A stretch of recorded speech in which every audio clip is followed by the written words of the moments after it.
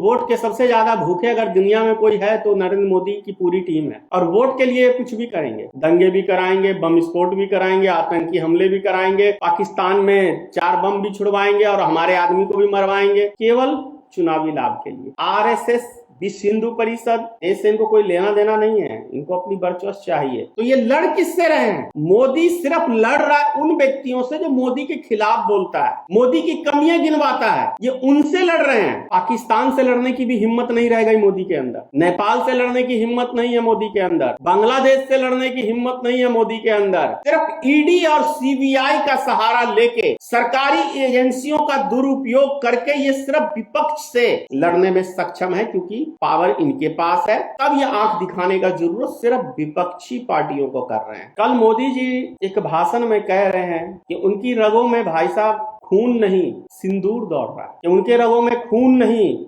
सिंदूर दौड़ रहा है, क्योंकि बिहार का चुनाव आने वाला है, बंगाल का चुनाव आने वाला है भाई साहब। जय माता की मित्रों, मैं धनेश्वर महतो। मित्रों, मैं सही दिल से पूछो तो मैं वीडियो बनाना नहीं चाहता।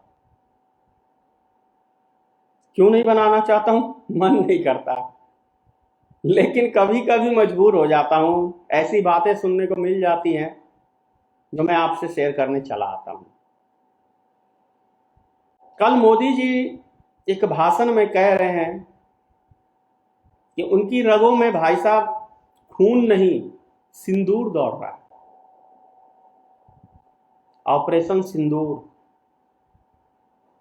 समझ में आ रहा है आप लोग को? मैं पूरे देशवासियों से कह रहा हूं, भाइयों से कह रहा हूं, बहनों से कह रहा हूं, माताओं से कह रहा हूं कि आपको समझ में आ रहा है ये मोदी जी की बात, कि उनके रगों में खून नहीं सिंदूर दौड़ रहा है, क्योंकि बिहार का चुनाव आने वाला है, बंगाल का चुनाव आने वाला है भाई साहब। मैं बार बार ही कहता हूं कि आखिर देश में आतंकी हमले क्यों होते हैं और चुनाव के समय में क्यों होते हैं।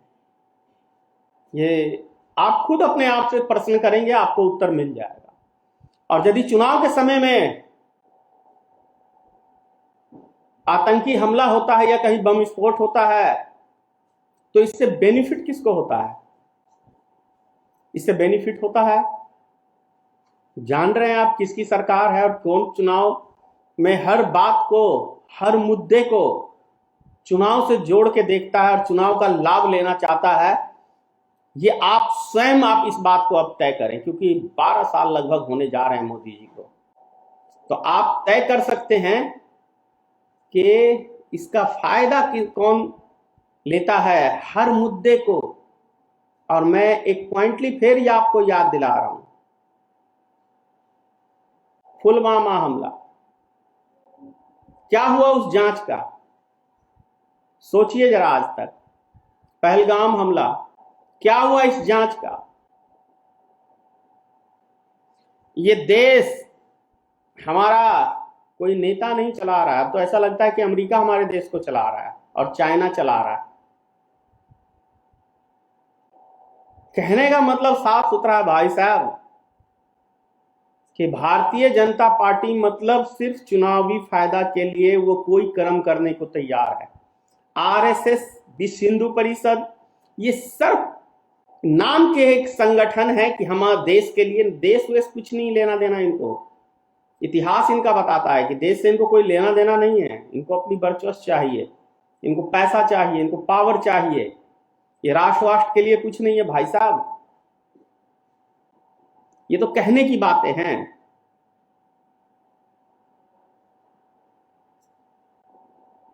जिनका सिंदूर उजड़ा उनके नाम पे इनको भाई साहब बिहार में वोट दे देना, क्योंकि वोट के सबसे ज्यादा भूखे अगर दुनिया में कोई है तो नरेंद्र मोदी की पूरी टीम है। और वोट के लिए कुछ भी करेंगे, दंगे भी कराएंगे, बम विस्फोट भी कराएंगे, आतंकी हमले भी कराएंगे, पाकिस्तान में 4 बम भी छुड़वाएंगे और हमारे आदमी को भी मरवाएंगे, केवल चुनावी लाभ के लिए, केवल चुनावी लाभ के लिए, और किसी चीज के लिए नहीं। तो सोचिए कितनी कमजोर मोदी के आने से हमारी सुरक्षा व्यवस्था हुई है, ये बात सोचने की है। कितना बड़ा चूक है, ये सोचने का विषय है। ये पाकिस्तान से लड़ने की भी हिम्मत नहीं रह गई मोदी के अंदर, नेपाल से लड़ने की हिम्मत नहीं है मोदी के अंदर, बांग्लादेश से लड़ने की हिम्मत नहीं है मोदी के अंदर, लंका से भी लड़ने की हिम्मत नहीं है मोदी के अंदर। भाई साहब, मेलबाम जैसे देश इसको आंख दिखाते हैं। जो चीज है मोदी का भाषण है, राशन नहीं है भाई साहब। ओजन नहीं है मोदी के किसी भी बात के अंदर, वेट नहीं है आज के समय में। क्योंकि जितने जुमले, जितने वो लतीफे वगैरह फलाना जो भी चीज छोड़ना था वो छोड़ के पब्लिकों में कैसी इनकी छवि हो गई है। अब तो अब सतपाल मलिक का तो नाम आपने सुना ही होगा। पुलवामा हमले पे राज्यपाल, भाजपा का ही राज्यपाल 3-3 जगह स्टेज का, और उसने पुलवामा हमला की पोल पट्टी खोली, मोदी के विषय में बोला, तो सीबीआई ने उसके खिलाफ भी चार्जशीट दाखिल कर दिया है। तो ये लड़ किससे रहे हैं? मोदी सिर्फ लड़ रहा है उन व्यक्तियों से जो मोदी के खिलाफ बोलता है, मोदी की कमियां गिनवाता है, ये उनसे लड़ रहे हैं। न ये पाकिस्तान से लड़ने के सक्षम है, न चाइना को आंख दिखाने में सक्षम है, किसी मुल्क को ये आंख दिखाने में सक्षम नहीं है। सिर्फ ईडी और सीबीआई का सहारा लेके, सरकारी एजेंसियों का दुरुपयोग करके ये सिर्फ विपक्ष से लड़ने में सक्षम है, क्योंकि पावर इनके पास है, सत्ता इनके पास है, ईडी इनके पास है, सीबीआई इनके पास है, जितने भी महकमा है वो सब इनके पास है। तब ये आंख दिखाने का जरूरत सिर्फ विपक्षी पार्टियों को कर रहे हैं। तो सोचिए मोदी जी किससे लड़ रहे हैं। अब ज्यादा मैं क्या कहूं भाई साहब, आप लोग खुद समझदार हैं, खुद फैसला करिए। मैंने कहा उस पर आप मंथन करिए। इस भगवान ने जो दिमाग दिया है ना, ये मंथन करने के लिए दिया। आपको हर प्रश्न का उत्तर मिल जाएगा। थोड़ा सा इसको आप दौड़ाएंगे ना तो आप सबको मिल जाएगा इसका जवाब कि आखिर मोदी ने ऐसा क्यों कराया। जय हिंद। नेशनल दस्तक की आपसे गुजारिश है कि अगर इसको बचाना चाहते हैं तो नेशनल दस्तक को सब्सक्राइब करने के लिए रेड कलर के सब्सक्राइब बटन को दबाएं, फिर बेल आइकन की घंटी दबाएं।